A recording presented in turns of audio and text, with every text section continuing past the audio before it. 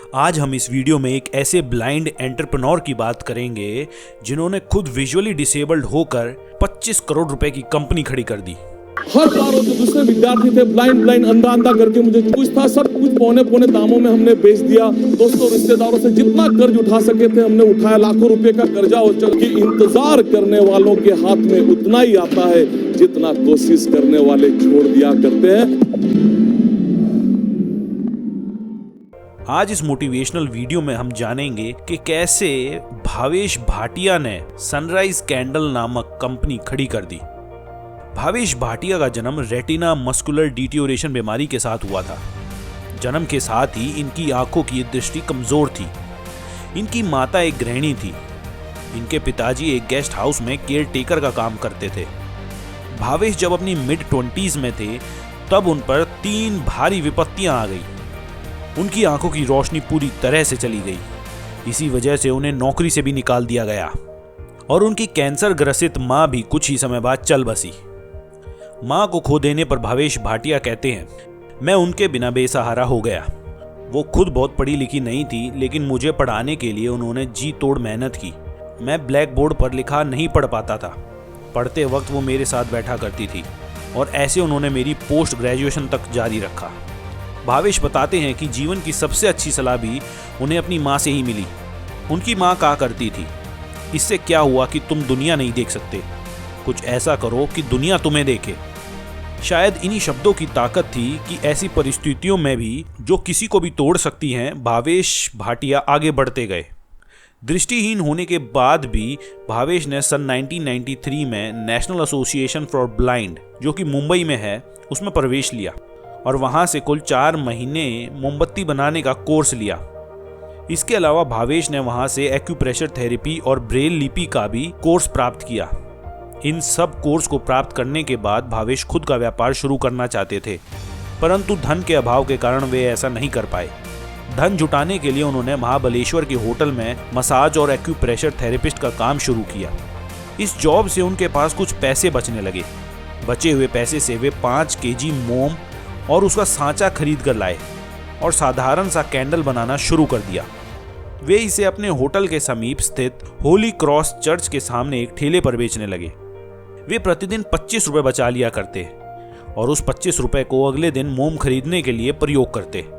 भावेश लोगों से सहायता की उम्मीद करते, परंतु लोगों द्वारा किसी भी प्रकार की टेक्निकल या इकोनॉमिक सहायता नहीं मिल पाती।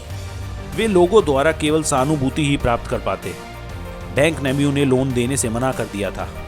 वे किसी के द्वारा मोमबत्ती बनाने की विकसित तकनीक का ज्ञान प्राप्त करना चाहते थे, पर उन्हें कोई कुशल तकनीकी सहायता देने वाला नहीं मिला। कहते हैं हर सफल आदमी के पीछे एक औरत का हाथ होता है। ये बात भावेश भाटिया के केस में भी बिल्कुल फिट बैठती है। एक दिन जब भावेश अपने ठेले पर मोमबत्तियां बेच रहे थे, तभी एक लड़की वहां मोमबत्तियां खरीदने आई। उनका नाम नीता था। उनका विनम्र स्वभाव और हंसी भावेश को भा गई। जल्द ही दोनों में गहरी दोस्ती हो गई और वे घंटों तक बात करने लग गए और कुछ ही समय बाद उन्होंने शादी का फैसला भी कर लिया।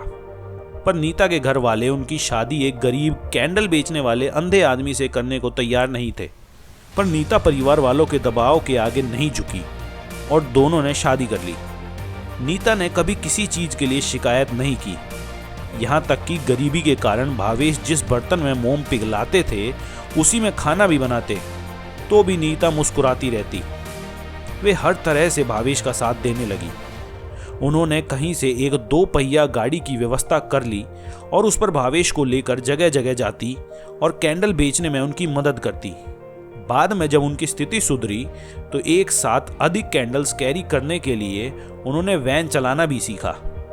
नीता के साथ ही भावेश मोमबत्तियों के बारे में जानकारी एकत्र करने के लिए बाजार में जाया करते थे और कई प्रकार की मोमबत्तियों को छूकर महसूस करते और घर आकर वे घंटों एक्सपेरिमेंट करते और मार्केट में मौजूद कैंडल से भी अच्छी कैंडल्स बनाने का प्रयास करते। अपनी जी तोड़ मेहनत और कुछ कर गुजरने की तीव्र इच्छा शक्ति से वे विभिन्न रंग और विभिन्न आकृतियों की मोमबत्तियों को तैयार करने लगे। भावेश को नेशनल ब्लाइंड एसोसिएशन द्वारा नेत्रहीन लोगों के लिए चलाई गई विशेष स्कीम के तहत सतारा बैंक ने 15,000 रुपए दिए।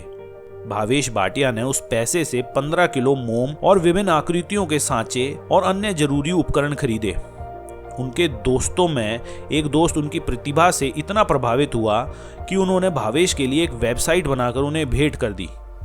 वेबसाइट पर भावेश के प्रोडक्ट्स की इमेजेस के साथ उनके प्राइस उन्होंने उपलब्ध करा दिए और अब उस वेबसाइट के द्वारा उन्हें कई बड़े बड़े ऑर्डर प्राप्त होने लगे। अब धीरे धीरे वे नई तकनीक विकसित करते, नए नए रंग रूप के मोमबत्ती बनाते। इसी क्रम में अब उनके पास काम का बोझ बढ़ने लगा, उन्हें अन्य सहायकों की जरूरत पड़ने लगी। भावेश को अपनी असहायता का मलाल सदैव रहता। इससे उभरने के लिए उन्होंने यह निर्णय किया कि वे केवल दृष्टि बाधित यानी विजुअली डिसेबल्ड लोगों को ही अपने पास रखेंगे और उन्हें सिखाकर आत्मनिर्भर बनाएंगे। इसी के बाद उन्होंने अपनी एक खुद की कंपनी सनराइज कैंडल्स के नाम से खोली। सनराइज कैंडल्स में 225 विजुअली डिसेबल्ड लोग काम करते हैं।